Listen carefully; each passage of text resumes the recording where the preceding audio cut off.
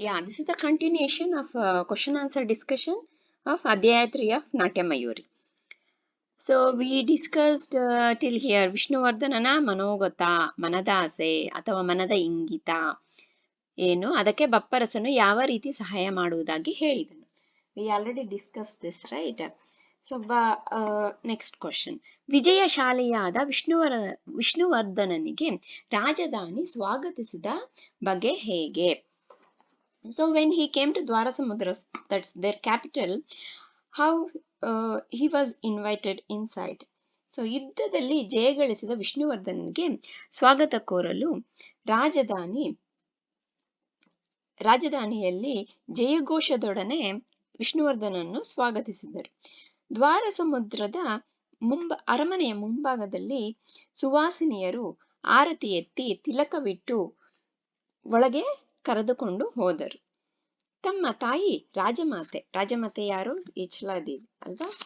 ಅವರ ಪಾದಕ್ಕೆ ವಿಷ್ಣು ದೀರ್ಘದಂಡ ನಮಸ್ಕಾರ ಮಾಡಿದನು. ದೀರ್ಘದಂಡ means you will sleep and do the namaskaram.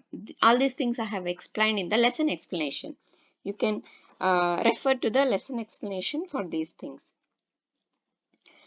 ದೀರ್ಘದಂಡ ನಮಸ್ಕಾರ ಮಾಡಿದನು. ಆಗ ಉದಯಾದಿತ್ಯ ಯಾರು ಹೇಳಿ? Udayaditya is the brother of Vishnuvardhana. ಉದಯಾದಿತ್ಯನನ್ನು ವಿಷ್ಣು ಬಾಚಿ ತಬ್ಬಿಕೊಂಡನು. ಅಣ್ಣ ತಮ್ಮಂದಿರ ಅನುರಾಗದ ಬೆಸಗೆ ಅಪರೂಪದ ನೋಟವಾಗಿತ್ತು. Okay, these are almost all the sentences same in the textbook. I'm just trying to explain. Okay, and whichever is the direct sentences, you need to, most of the time you need to transfer to indirect sentences in the answers. Okay, this is the answer for this. Udiyaditya yaru or Echaladevi yaru? Vishnu, easy, right? Udiyaditya, brother of Vishnuvardanana tamma. ಏಚಲಾದೇವಿ ವಿಷ್ಣುವರ್ಧನನ ತಾಯಿಯವರು. ವಿಷ್ಣುವರ್ಧನನು ಏಚಲಾದೇವಿಗೆ ಹೇಗೆ ನಮಸ್ಕರಿಸಿದನು? This is also very important. When he came, just now I told, right? ರಾಜಮಾತೆ ಏಚಲಾದೇವಿ ಪದತಲದಲ್ಲಿ means for legs. Okay, ಪದತಲದಲ್ಲಿ ದೀರ್ಘದಂಡ ನಮಸ್ಕಾರ ಮಾಡಿ ಏಚಲಾದೇವಿಯವರ ಆಶೀರ್ವಾದ ಪಡೆದನು. ಬಪ್ಪರಸನು ರಹಸ್ಯ ಗೃಹದಲ್ಲಿ ರಾಜಮಾತೆ ಏಚಲಾದೇವಿಯವರಿಗೆ ತಿಳಿಸಿದ ವಿಚಾರಗಳೇನು? So when they meet secretly, Bapparasa will meet secretly ರಾಜಮಾತೆ Echaladevi, right? So what and all he will tell. ಬಪ್ಪರಸನು ರಾಜಮಾತೆಯನ್ನು ರಹಸ್ಯ ಗೃಹದಲ್ಲಿ ಸಂದರ್ಶಿಸಿ ಅವರಿಗೆ ಯುವರಾಜ ವಿಷ್ಣುವರ್ಧನರ ಅಂತರಂಗದ ಅಭೀಪ್ಸೆಯನ್ನು ಅಂತರಂಗದ ವಿಚಾರವನ್ನು ತಿಳಿಸಿದನು. ಏನಂತ ತಿಳಿಸಿದ? ಅಂತರಂಗದ ವಿಚಾರ ಏನಂತ ತಿಳಿಸಿದ? ಓಕೆನಾ? ಅಂದ್ರೆ he wanted to marry Shantala, right? That he told. And on top of that, ಜೊತೆಗೆ, okay, along with it, ಜೊತೆಗೆ ನೊಳಂಬವಾಡಿಯ ಗಂಗರಸರು ವಿಷ್ಣುವರ್ಧನ ಪೌರುಷ ಪ್ರತಾಪಗಳನ್ನು ಮೆಚ್ಚಿ ತಮ್ಮ ಮಗಳು, ಅಂದ್ರೆ ತಮ್ಮ ರಾಜಕುಮಾರಿ, ತಮ್ಮ ಕುಮಾರಿ ಮೀನ್ಸ್ ಮಗಳು ರಾಜಲೆಯನ್ನು ವಿಜಯ ವಧುವಾಗಿ ಕೊಡಲು ಮುಂದೆ ಬಂದ ವಿಚಾರವನ್ನು ಹೇಳಿದರು. Okay, so these are the this will be for 3 or 2 marks. That's what they are giving from 3 years. Okay, so it can be given for more marks also. So that time you need to combine the answers of 2 questions. Next, ರಾಜಮಾತೆ ಏಚಲಾದೇವಿ ವಿಷ್ಣುವರ್ಧನರ ಮದುವೆಯ ಬಗ್ಗೆ ಏನೆಂದು ಅಭಿಪ್ರಾಯ ಪಟ್ಟಳು? So whatever Bapparasa will tell that we discussed in the previous question, what is the reply of Echaladevi? ಯುವರಾಜ ಚಿಕ್ಕ ಮಗು ಏನಲ್ಲ, ಅವನಿಗೆ ಇಷ್ಟ ಬಂದ ಹೆಣ್ಣನ್ನು ಮದುವೆಯಾಗಲಿ, ತನ್ನ ಅಭ್ಯಂತರವೇನು ಇಲ್ಲವೆಂದು ಏಚಲಾದೇವಿ ಹೇಳಿದರು. ಅದರ ಜೊತೆಗೆ ವಿಷ್ಣುವರ್ಧನನು ಸುಖವಾಗಿರಬೇಕು, ಆತನ ರೂಪಕ್ಕೆ ಅನುಗುಣವಾದ ಮತ್ತು ಮನೋಧರ್ಮವನ್ನು ಅರ್ಥ ಮಾಡಿಕೊಳ್ಳುವ ಹೆಣ್ಣು ದೊರೆತರೆ ಸಾಕು ಎಂದು ಏಚಲಾದೇವಿಯರ ಅಭಿಪ್ರಾಯವಾಗಿತ್ತು. That's for 2 marks questions, 3 marks questions. So add some more. Hoysala ಸಾಮ್ರಾಜ್ಯಕ್ಕೆ ಚಕ್ರವರ್ತಿಯಾಗಬಲ್ಲ ಅವನಿಗೆ ಇನ್ನು 4 ಅಭಿಮಾನಿ ಅರಸರ ಆಹ್ವಾನಗಳು ಬಂದಿವೆ.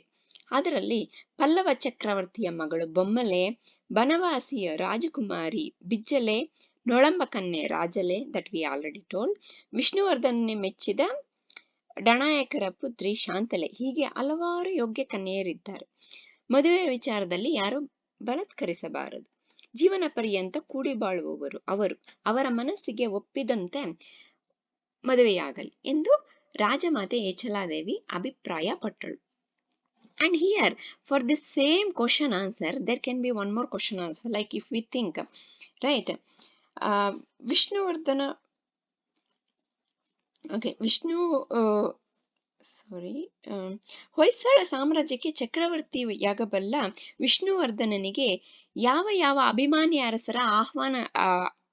ಅರಸರಿಂದ ಆಹ್ವಾನಗಳು ಬಂದಿದ್ದವು? So that time you should say Pallava ಚಕ್ರವರ್ತಿ, ಓಕೆ, ದೆನ್ ಬನವಾಸಿ ರಾಜ್ಯದಿಂದ, okay, then Nolamba is that area that they won the war, right? That one, ನೊಳಂಬ ಕನ್ಯೆ, she is from that place.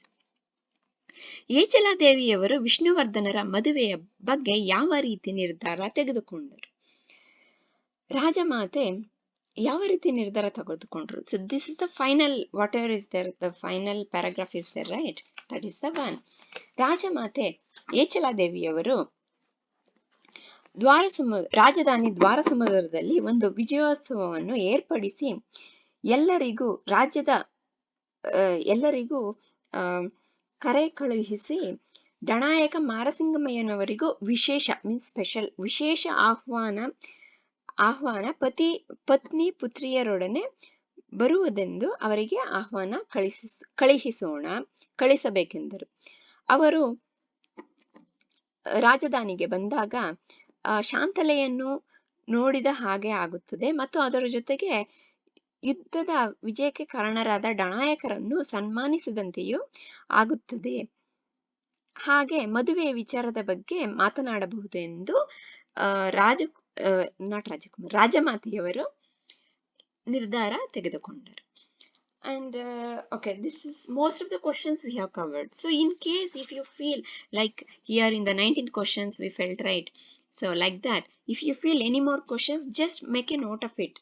So once, like, you study once, revise once, and again some 2-3 times if you do revision once, and just leave it. And if you go through the video of this lesson explanation also, it will be more useful for you, so that you will remember. Then later in the just before the exam, like a few days before the exam time, study it once more and check whether you are able to remember. Otherwise you need to learn again. Okay, mostly you will be able to remember one. If you understand, you will be able to remember. If you have mugged it up, it may be difficult. Then statements.